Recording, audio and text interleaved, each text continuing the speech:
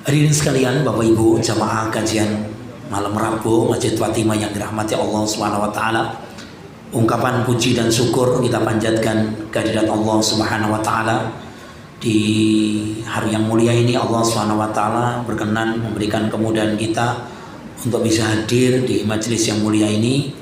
Mudah-mudahan hadirnya kita di tempat yang mulia ini mendapatkan berkahnya Allah Subhanahu wa taala, menjadi wasilah kita untuk dimasukkan surganya Allah Subhanahu wa taala.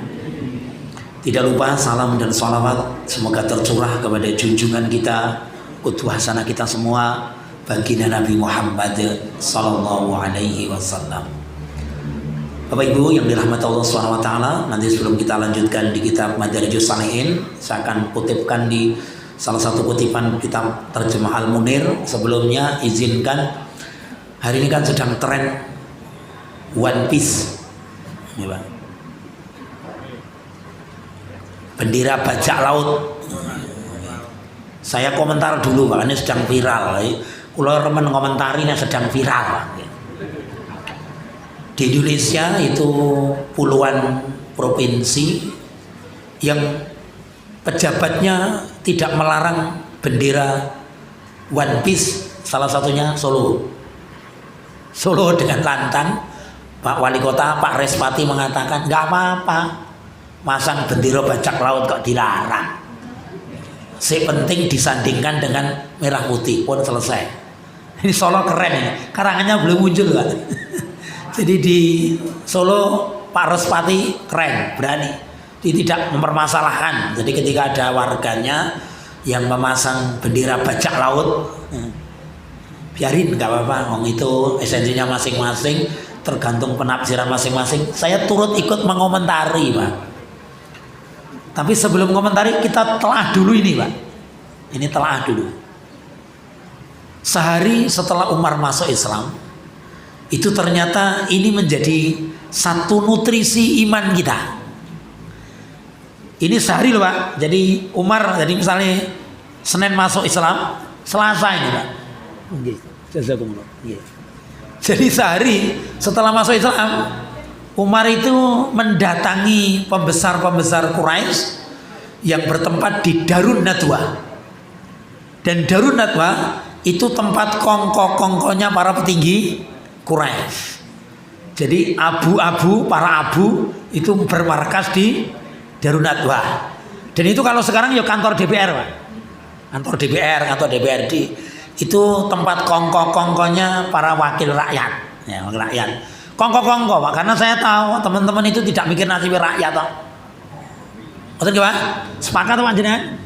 Saya tahu ketemu teman-teman DPR tidak mikir rakyat, nggak mikir, Pak. Dia paling enek jatah dana aspirasi lagi medun. Tapi jarang mereka mengambil aspirasi dari rakyat untuk disuarakan dan diperjuangkan. Bahkan beberapa anggota DPR ternyata sudah sampai 2 kali 3 kali periode itu usulnya belum sampai dibahas sampai tingkat pembahasan, enggak. Ngerti kok maju leren. Jadi artinya ini jadi catatan buat kita, kepercayaan kita sebagai orang yang diwakili sudah mulai luntur. Dan hari ini dibuktikan, Pak, karena kita tidak bisa bersuasa dengan lantang, maka bisanya cuma dengan bahasa sindiran. Jadi rakyat itu cuma nyindir, Pak. Terlalu baik, Pak. Jadi kita ini sebenarnya terlalu baik, Pak. Terlalu baik. Ini sayangnya sing diwakili orang sadar-sadar. Ini mulanya sejak kiamat ini orang sadar-sadar. Izinkan saya mengawali pembahasan kita Majelis Shalihin dengan mengambil ini dulu. Jadi, mengambil kalimat sehari setelah Umar masuk Islam. Jadi beliau ini baru masuk Islam sehari, tapi kalimatnya lantang, dan dia sampaikan itu sebagaimana yang disabdakan Rasulullah Sallallahu Alaihi Wasallam, bahwa dakwah yang paling tinggi adalah menyampaikan yang al-haq kepada penguasa yang zalim. Dan dilindungi undang-undang, iya, negara kita melindungi. Artinya apa? Selama kita ini menyampaikan al-haq, boleh saja kita bersuara menyampaikan. Perkara mereka tergerak enggak kan, itu hak mereka. Karena hidayah itu adalah miliknya Allah. Ini kita hubungkan Pak. Dan ini kita Pak, saya hubungkan dengan itu karena kenapa kok hari ini negeri kita ini nggak banyak bergerak Pak? Karena ya memang ngapunten. Jadi mereka-mereka yang merasa mewakili kita, merasa mewakili. Karena mereka itu jadi bukan karena mereka orang baik, bukan Pak. Betul nggih Pak? Mereka jadi pejabat bukan karena mereka paling pinter, bukan Pak. Jujur menyantani nyembah ngapunten wakil presidennya ya guru lulusan SMA. Mana profesor kata Pak? Berarti kan orang paling pinter ora kanggo Pak. Indonesia itu ngoten niku. Pak Presiden Pak Jokowi sampai saat ini ijazahnya masih dipertanyakan. Gitu. Sampai saat ini Pak nyembah ngapunten gara-gara niku Pak. Saat ini pegawai niku kudu verbal ijazah. Mangkano enten kampus aja wis tutup. Kanca kula ya arep pensiun kurang 2 tahun Pak. Verbal ijazah. Verbale teng pundi Pak? Teng Nusa Tenggara Timur, bayang nggih Pak. Jadi pegawai ini mulai bulan Juli ini harus perpal ijazah. Nek ijazah tidak perpal dipertanyakan keabsahannya. Makanya wis mengabdi dari pegawai negeri Pak sudah 29 tahun Pak. Wis diragukan coba. Lah sing dikhawatirke enten kanca kula niki Pak. Iki aku kuliahku ning Nusa Tenggara Barat iki piye Pak Tarti? Anu karek 2 tahun Pak. Oh tak kedarang-darang teko kono. Nah, ini Indonesia macam unik ya Pak. Negeri kita negeri unik. Jadi sing wis jelas we diragukan, sing tidak jelas malah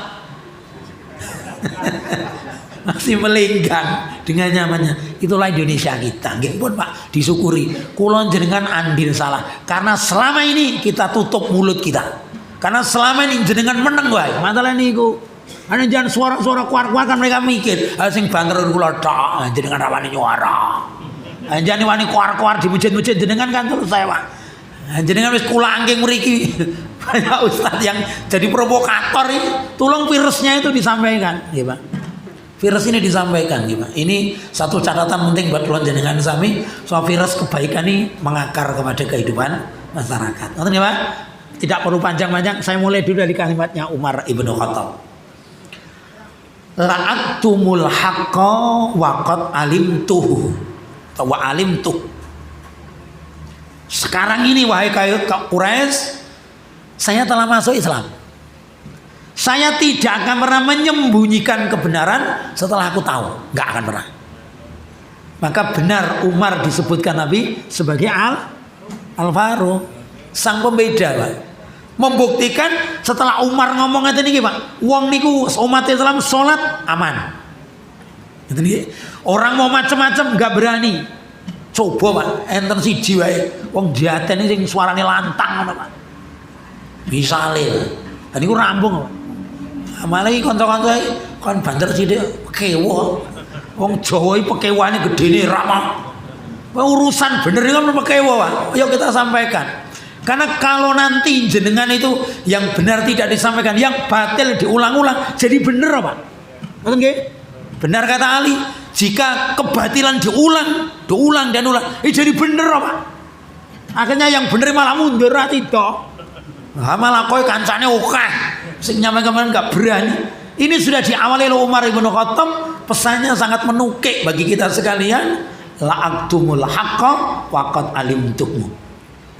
Wahai Quraisy, saya setelah masuk Islam, sekarang ini setelah saya ngerti tentang kebenaran Islam, saya tidak akan sembunyikan. Saya sudah tahu akan tahu. Maka Umar langsung keliling. Maka Umarlah sang idealisme. Sejak dia masuk Islam, langsung ngejak Hamzah, ngejak teman yang lain, langsung pawai Pak, ngelilingi Ka'bah. Pawai Pak. Kita tunjukkan bahwa kita ini punya kekuatan. Kita tunjukkan bahwa umat Islam ini begitu. Ya bundas Pak, bundas ya itu diuji Pak. Panjenengan bertahun-tahun ngaji orang yang ujiane, anjani bener ora toh. Selama ini wis Islam pirang-pirang tahun kok nyatane orang sing nguji jenengan ya piye? Kita perlu diuji Pak. Umar ngono. Setelah dan kalau ada video apa lo tayang ya Pak. Abu Jahal Pak ngerti kalimat ini langsung menteleng Pak. Wih, tenanan iki. Umar ibnu Hisam yang namanya Abu Jahal nih oleh Pak. Itu langsung menteleng Pak. Iki koncoku bekan malah kaya ngene kelakuane piye iki.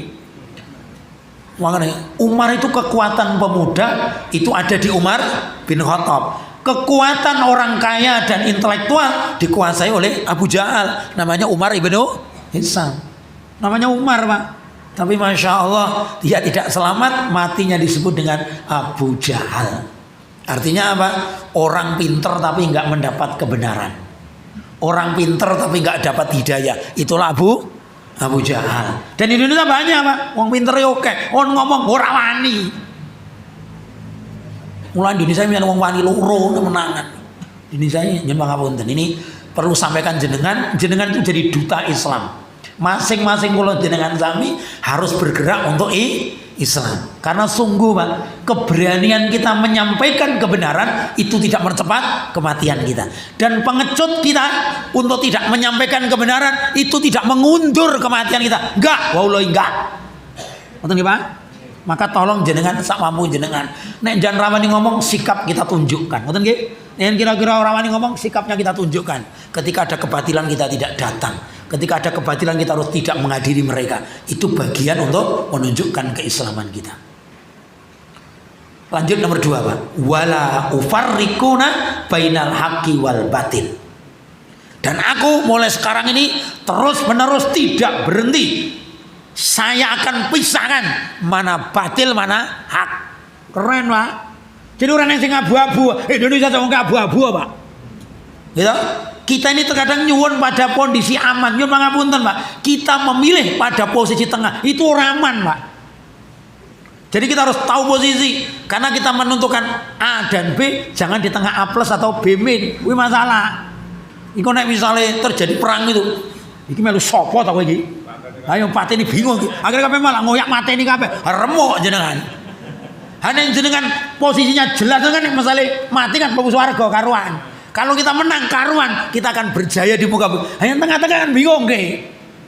Marang jadi provokator ini kok. Nah, itu kan nggak benar Pak. Karena Islam ngoten iki. Hanya saya ngajari Umar Pak. Umar cemerlang kok. Kenapa Pak? Akhirnya di seluruh kisah-kisah di kalangan para ulama yang menceritakan Umar itu paling panjang. Oh dia 9 tahun 10 bulan apa? Hampir 10 tahun jadi khalifah itu keren. Bahkan sejak satu umat Islam itu merasa bisa hadir di muka bumi. Bahkan Romawi takluk gara-gara di pemerintahan Umar ibn Khattab radhiyallahu. Persia itu bergetar disebut Umar Pak.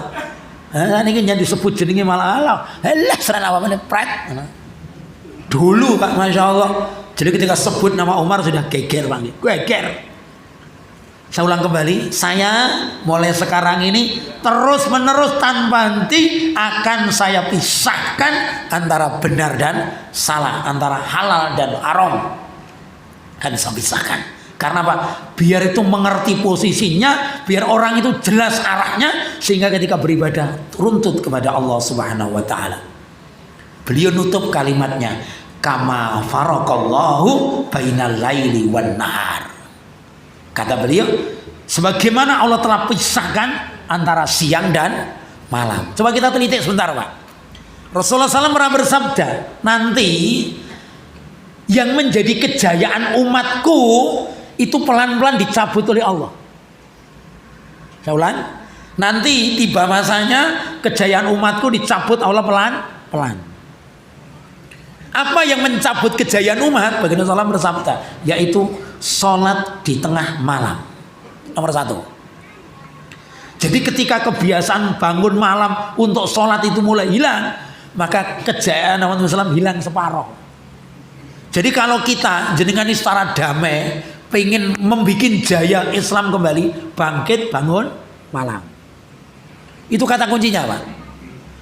Rasul sudah mengingatkan kepada kita, kalau umat Islam, maka dulu Baginda sallallahu alaihi wasallam diperintahkan yang wajib sholat malam itu aku. Umatku adalah sunnah. Tapi seluruh sahabat sholat malam. Artinya apa jamaah sekalian? Ini menunjukkan betapa pentingnya itu, karena kejayaan Islam itu segala-galanya. Hari ini yang dibutuhkan kan kejayaan pribadi, ketenaran individu, bukan Islam itu Pak. Yang nampak itu hebatnya perorangan, bukan Islam. Nggak penting Pak. Kalau hebatnya jenengan lan kula, irene manfaate Pak, nyuwun pangapunten. Karena kita belum dibuktikan kapan apakah ajal kita nanti memperjuangkan Islam kan belum ketahuan gitu Pak. Betapa banyak orang yang dulunya seorang pejuang kemudian dia bergelimpangan murtad, naudzubillah. Karena apa? Tiupan-tiupan angin surga, gitu Pak. Dan itu ternyata cuma 2 Pak, duit karo jabatan. Nunggu niku Pak. Angin surga yang membantai, angin surga yang meruntuhkan kekuatan umat Islam adalah dunia dan status derajat manusia. Memang nyeneng ke Pak, sinten sing ra seneng Pak. Wong Karanganyar jan pirsa Mbak niku. Ha niku dana 100 miliar teko ngisor kursi 20 miliar tak nggih tak. Sakniki kasus niku Masjid Agung niku, Masjid Madaniyah ora berkah niku Pak. Karena apa? Ha dite semono. Ha nggih ditulis niku anggaran 100 miliar. Turun 86 miliar, realisasi 60 miliar. Lha seilang 40 miliar Pak. Punya ndi yo Pak. Bayangkan tempat termulia di muka bumi iso dikemplang yo Pak. Ayo kebangetan to Pak. Gitu. Bayangkan itu kaya ngoten Pak. Dan Karanganyar kan keren Pak sebenarnya. Tapi ternyata laporannya seperti itu. Jadi dikejar Pak nih, dikejar ini. Ugur teko ora ngoten mawon gitu.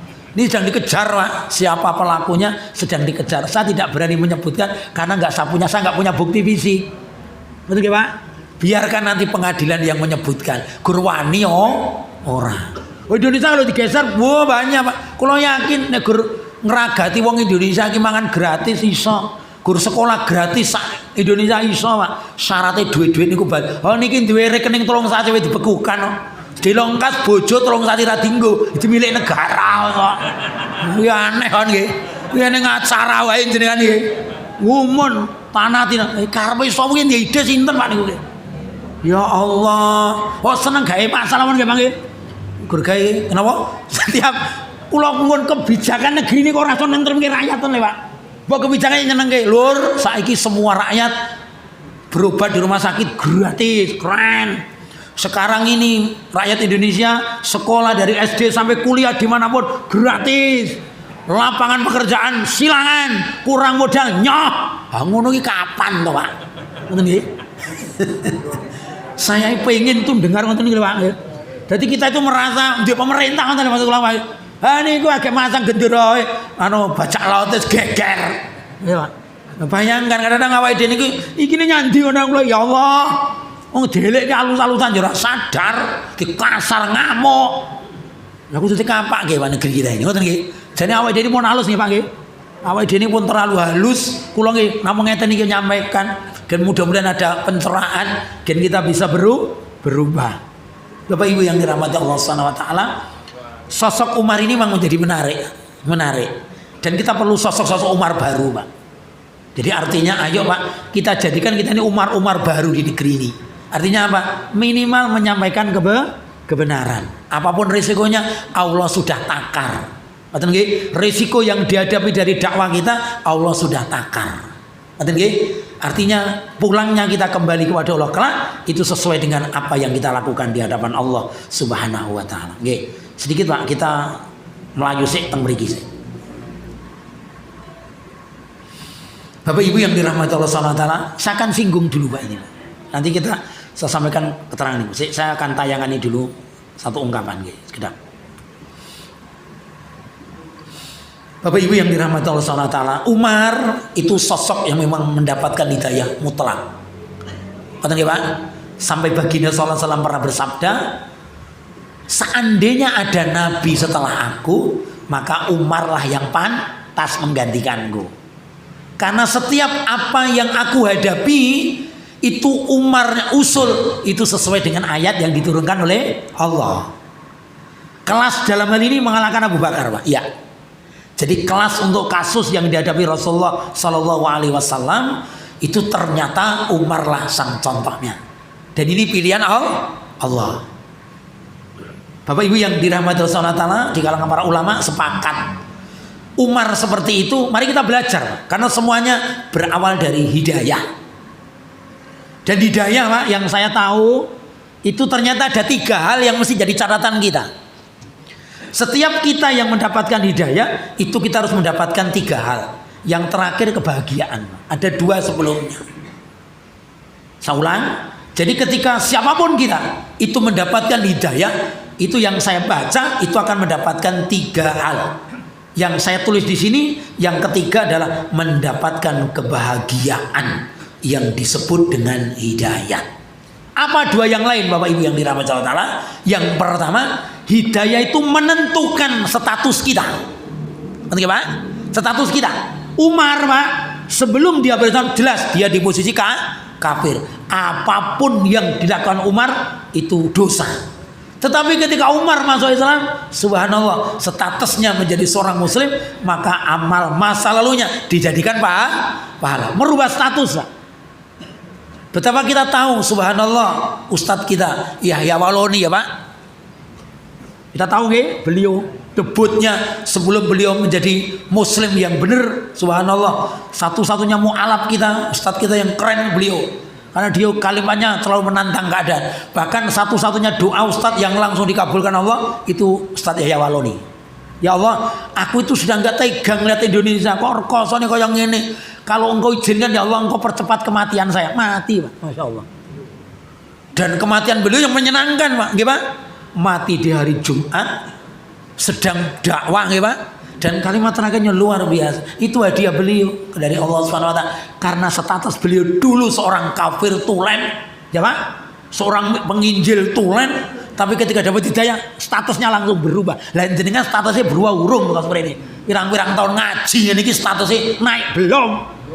Ayo Pak, kita tunjukkan kita statusnya jelas. Jadi orang itu ngerti kita. Oh ya beda. Apa jenengan kok setengah-setengah jadi tenanan murah toh. Ini jadi catatan Pak betulnya sakit yang satu lagi Stefanus Indra Wibowo ya Pak. Subhanallah. Kalau Yahya Waloni beliau ini tipikal orang yang dakwahnya dengan lisan luar biasa Pak. Kalau Stefanus Indra Wibowo mantan Katolik, mantan pastor yang dia diberi SK langsung dari Vatikan Pak. Keren loh. Satu-satunya pastor yang SK-nya langsung Vatikan itu Stefanus Indra Wibowo. Setelah dia punya Islam, dia berpindah akidahnya menjadi seorang muslim. Masya Allah, beliau ternyata berdakwah dengan kelembutan. Ini Pak, dengan kelembutan. Kalau yang dengan tajamnya lisan, kemudian Stefanus dengan kelembutan. Statusnya naik Pak. Apa kelembutannya? Dia sadar, aku ini orang cukup, aku ini orang kaya. Maka di saat itu aku harus hadir dengan kekayaan saya untuk membuktikan saya ini orang yang muslim, status saya naik. Dia berkorban dengan hartanya. Rumah dijual, mobil dijual. Zaman Covid ya Pak, berjuang miliaran beliau keluarkan Pak. Ya mari sebagian ustadz ki mari ora sugih masalah ini. Ya, sebagian ustadz itu mayoritas cukup nggak Pak. Kalau nggak angkatan miskin, ustadz itu cukup insya Allah. Karena barokahnya jadi ustadz itu sederhana Pak. Seluruhnya yang dibutuhkan dicukupi oleh Allah. Gak usah berlebih Pak, gak usah. Ustadz itu kalau kesugihan malah masalah ya Pak. Bahkan kalau ustadz itu terlalu kaya mesti arahnya berubah. Bukan lagi ilallah tapi ila dunia. Istilah dunia Pak. Dia akan membangun kerajaan untuk merasa dia hidup lebih lama di dunia. Dia tidak tahu kalau umur manusia gak bisa ditebak. Yang kedua Pak jamaah sekalian, tentang keutamaan hidayah itu. Yang kedua kata para ulama, hidayah itu menentukan langkah kita untuk lebih baik. Baru terakhir adalah kunci kebahagiaan. Pertanyaannya, ayo kita bahas dulu Pak malam hari ini di pendakian kita kepada Allah Subhanahu wa taala, kita sampai mana Pak hari ini? Sampai mana? Sesuatu yang Allah berikan kepada kita tentang hidayah ini, kita sampai mana? Kita lihat, karena di kitab Al-Munir hidayah dibagi menjadi 5. Jadi ketika kita memahami Islam ini, ternyata Allah bukakan 5 pintu. Yang pertama disebut dengan hidayah fitrah. Apa itu Bapak Ibu sekalian? Sesuatu yang Allah titipkan kepada bayi atau manusia, di mana bayi itu ketika dia membutuhkan sesuatu, dia butuh makan, dia mungkin sakit, maka dia akan melakukan demonstrasi. Namanya hidayah alam, hidayah fitrah. Semua orang diberi Pak. Contoh, bagi ibu itu kudu paham, kalau jenengan punya bayi kok nangis, itu cuma 2 sebab Pak. 1 lapar, 2 sakit. Ini kumawon. Jadi kalau bayi itu tiba-tiba menangis, cuma 2 Pak sebabnya. Kalau dia dikasih makan masih nangis, ada 2, pasti dia sakit. Orang tuanya tanggap, meskipun nyuwun pangapunten Pak. Hari ini ketika bayi menangis tafsirnya banyak, kan ngoten. Ada yang mengatakan kena ain, kena ain. Ya memang karena mereka belum punya perlindungan. Iya betul Pak. Maka anak-anak kita memang diusahakan. Ini saat ini ain ikut teko kiambak Pak. Karena Pak anak-anak kita, anak-anak jenengan, anak kula niku lagi bayes ngono bocil. Lagi nol kecil Pak, cekelane HP Pak. Jaluk HP-ne nangis Pak. Kan ngoten. Hari ini nyuwun pangapunten, anak-anak kita tuh nangis kali mboten. Tungi HP langsung meneng Pak. Ditungi roti, ngoten Pak. Tungi HP langsung guyang-guyu langsung mesem Pak. Karena nyuwun pangapunten memang HP itu menarik Pak. Nyuwun pangapunten. HP itu disenggol aja langsung bereaksi. Lah jenengan disenggol malah nyemplak. Kan masalah niku. Jadi kalau jenengan niku ketika disenggol ngoten kudu reaktif. Ini kebutuhannya apa? Oh disenggol bojo kebutuhannya nafkah. Senggol anak hukumnya kudu maaf. Hanya disenggol ora konslet iki masalah. Berarti nalurinya sudah mati, Pak. Jadi bayi itu dikasih naluri Allah Subhanahu wa taala, ketika dia lapar dia menangis, ketika dia sakit menangis. Itu bayi, Pak. Tapi beda dengan bayi binatang. Keren, Pak. Saya kemarin takjub melihat bayi kambing, Pak. Anak bayi kambing baru lahir niku langsung Pak, langsung napa keringkang tuangi mangan niku langsung nyusu dhewe Pak, luwe langsung golek suket dhewe. Keren Pak, hebate. Jadi apa ini secara hidayah fitrah Pak, menungso kalah karo kewan Pak. Adoh panjenengan orang gerang orang gelem apalagi nyemang kita.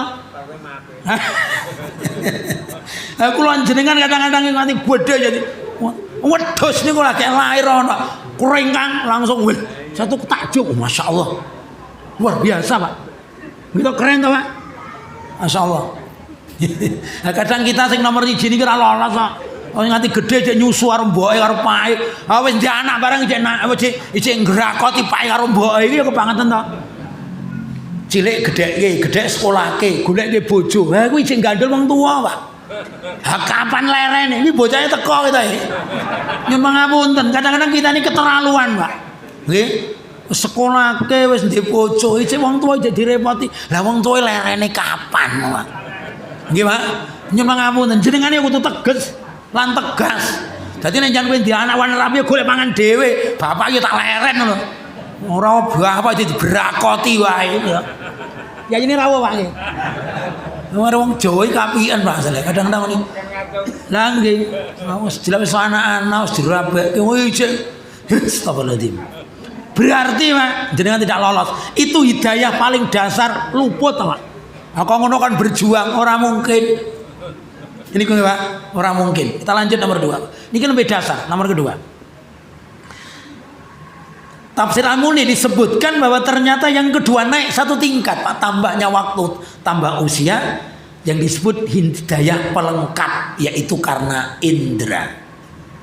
Bapak Ibu yang dirahmati Allah SWT, perlu jenengan ketahui, indera yang menjadi biang masalah di muka bumi ini mata. Oke Pak? Mata.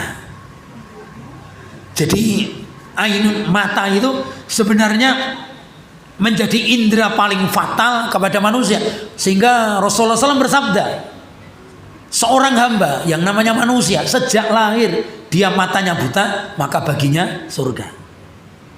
Surga Pak. Ulama beberapa riwayat yang saya baca itu orang-orang itu jadi mampu kan. Sekarang ada cangkok mata gitu. Cangkok mata ini berhasil enggak wallahu alam. Tapi satu kabar dari langit sampaikan baginda sallallahu alaihi wasallam, umatku kata Rasulullah SAW, jika diuji Allah dengan kesabaran dengan matanya buta, maka dia masuk surga dengan kesabaran beliau. Bapak Ibu yang dirahmati Allah Subhanahu wa taala, ingat, kalau mata ini tidak berfungsi secara maksimal, maka akan menjatuhkan harga diri manusia. Jika kambing melihat rumput hijau, itu tidak perlu permisi, rumput langsung dimakan karena dia binatang. Ini menjadi catatan buat kita di insya Allah Subhanahu wa taala. Ingat Pak, manusia indranya tumbuhnya bertahap, binatang tidak. Sampai hidayah kedua binatang masih menang daripada kita Pak. Ngerti Pak? Binatang itu hidayahnya tumbuhnya sekaligus, tidak proses. Tapi manusia tumbuhnya bertahap, pelan. Sempurnanya ketika dia sudah balik. Tapi binatang ranunggu balik langsung sempurna. Jadi kalau ternyata indera manusia itu tidak berfungsi sebagaimana Allah ciptakan, maka kita lewat, mohon maaf. kelewatan. Jadi hidayah indra itu ternyata kita masih kalah dengan binatang.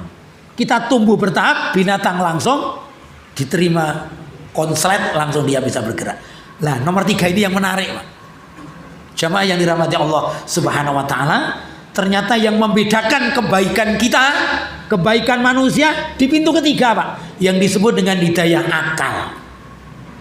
Jamaah yang dirahmati Allah Subhanahu wa taala, Kitab Al-Munir menyebutkan hidayah akal maknanya sesuatu yang Allah berikan kepada manusia supaya manusia itu punya peradaban. Punya peradaban. Apa peradaban itu, Bapak Ibu yang dirahmati Allah Subhanahu wa taala? Membangun komunitas sosial sesuai dengan yang Allah perintahkan. Ini peradaban sosial. Bapak Ibu yang dirahmati Allah SWT, sedikit saya akan geser dulu, ini agak panjang kayaknya. Dan ini masalahnya sudah banyak kita tinggalkan. Kita coba ini dulu, Pak, sebentar. Ini, Pak, saya tayangkan. Kita mencoba peradaban kita. Oke, Bapak Ibu sekalian, peradaban negeri dimanapun dipijaknya manusia itu dibangun dengan konsep tawadhu. Bapak Ibu sekalian, manusia itu bisa merasa hebat, manusia merasa tinggi, merasa lebih dari orang lain ketika dia dititipi Allah 2 perkara. Orang Jawa bilang, pangkat kui sambiran, derajat kui sambiran, bondo kui titipan. Kenapa kok sambiran, Pak? Karena akan ditinggalkan waktu tertentu. Disaleh ketok. Tidak paling yang jadi pegawai 60 tahun, jadi pejabat 5 tahun, sampiran dok, ora suwe, Pak. Harta juga sama, Pak. Harta itu yang menjadikan orang naik menjadi posisi tinggi, dia punya merasa kehormatan ketika dia punya harta, iya, Pak. Dan dia akan hilang tawadhunya, iya, Pak. Namun Allah SWT ingin menyelamatkan kita supaya ketika ada orang mukmin yang kebetulan dia ternyata punya harta banyak, atau seorang mukmin dia punya status tinggi, maka bersikaplah tawadhu. Bapak Ibu yang dirahmati Allah Subhanahu wa taala, jadi tawadhu itu berangkat dari 2 kata, lebihnya harta dan lebihnya derajat. Jika manusia mendapatkan 2 kesempatan itu, tawadhu bisa hilang. Karena dia merasa lebih hebat, dia merasa lebih dari orang lain. Maka Allah ingin ingatkan kita bahwa sesungguhnya tawadhu itu catatan yang mesti kita berikan kepada manusia supaya kita dinilai orang baik. Apa itu, jamaah sekalian? Ternyata saya tuliskan di sini, orang bisa tawadhu, bisa berharga di hadapan Allah, di hadapan manusia ketika dia melakukan 3 hal. Yang pertama, orang dengan hartanya, orang dengan pangkatnya, dia tidak akan sombong, dia bisa tawadhu ketika dia merasa hidup ini dia mengenal Tuhannya Allah Subhanahu wa taala.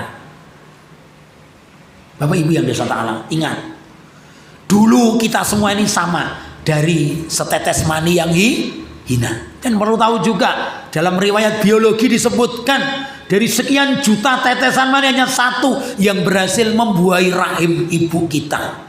Maka jadilah kita semua ini, Pak. Dari yang terbaik itu lahirlah kita. Tapi Bapak Ibu yang dirahmati Allah Subhanahu wa taala, ternyata rata-rata manusia ketika dia telah berubah, mungkin jadi kaya, mungkin jadi pinter, mungkin jadi hebat, dia lupa kepada penciptaan aslinya. Dia lupa kepada Allah Sang Pencipta. Bapak Ibu yang dirahmati Allah taala, catatannya penting. Orang itu bisa tawadhu ketika dia menyadari bahwa apapun yang kita butuhkan di dunia ini semuanya Allah yang tanggung, bukan karena hebatnya kita, bukan karena cerdasnya kita, enggak lah, bukan. Jadi apapun yang kita miliki hari ini, harta benda, fasilitas hidup, anak istri, itu semata-mata Allah ingin berikan kepada kita bahwa kamu bakal pulang. Dan ketika belum pulang kamu akan ditanya tanggung jawabmu. Dan ingatlah, ketika aku ujikan kepadamu dari hartamu itu, dari pangkatmu yang aku cabut sebentar saja, maka engkau akan merasa lemah dan tidak berdaya. Contoh, Ketika kita ini sehat Pak, kita punya pangkat, kita duitnya kaya Pak, duitnya banyak. Kemudian sakit, maka pangkat sudah tidak bernilai, harta tidak fungsi, habis Pak.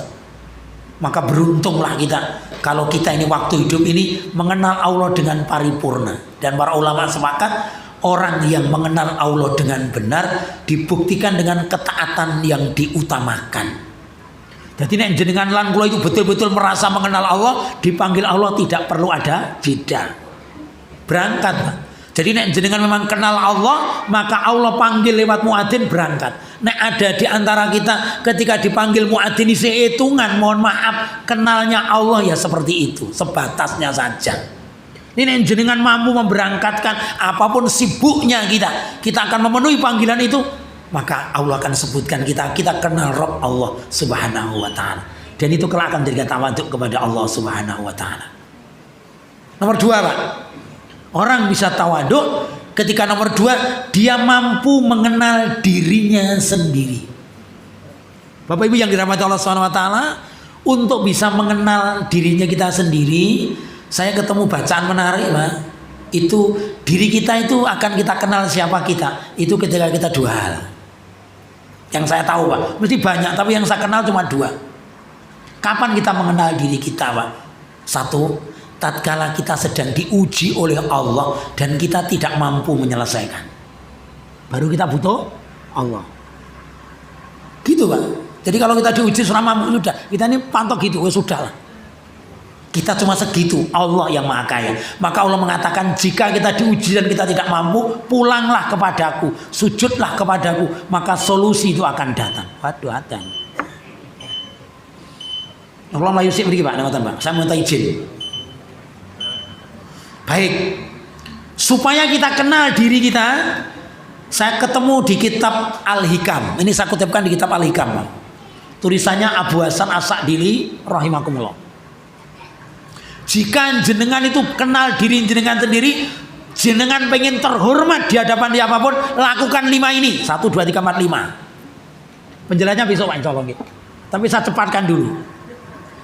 Kalau kita pengen berharga diri kita, kapanpun, dimanapun, lakukan 5 ini. 1, jika melihat yang masih muda, ketahuilah yang muda itu dosanya belum banyak.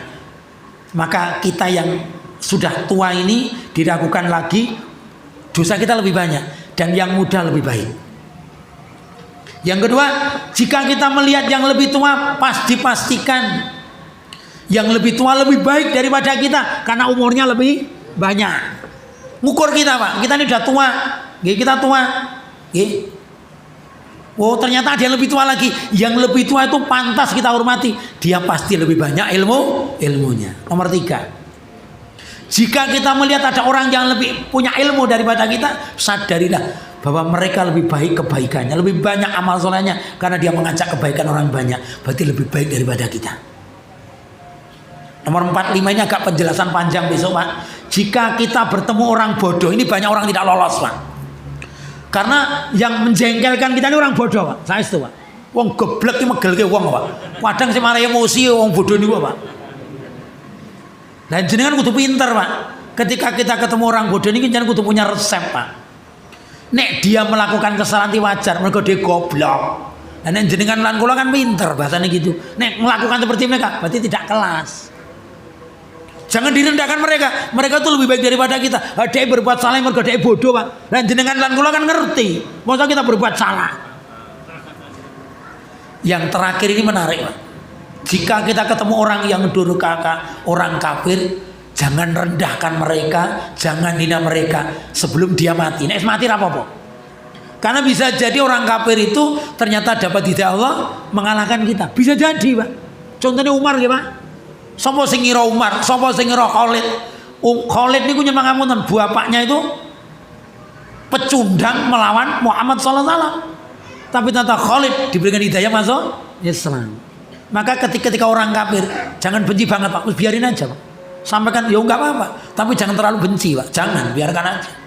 Karena kafir punya hak Iya Mbak. Mohon ngeten nanti kita jelaskan lebih detail insya Allah. Saya akan contohkan beberapa kasus, mudah-mudahan ini jadi menarik buat kita sekalian. Ayo kita berbenah diri kita untuk selangkah lebih baik, lebih maju di masa yang akan datang.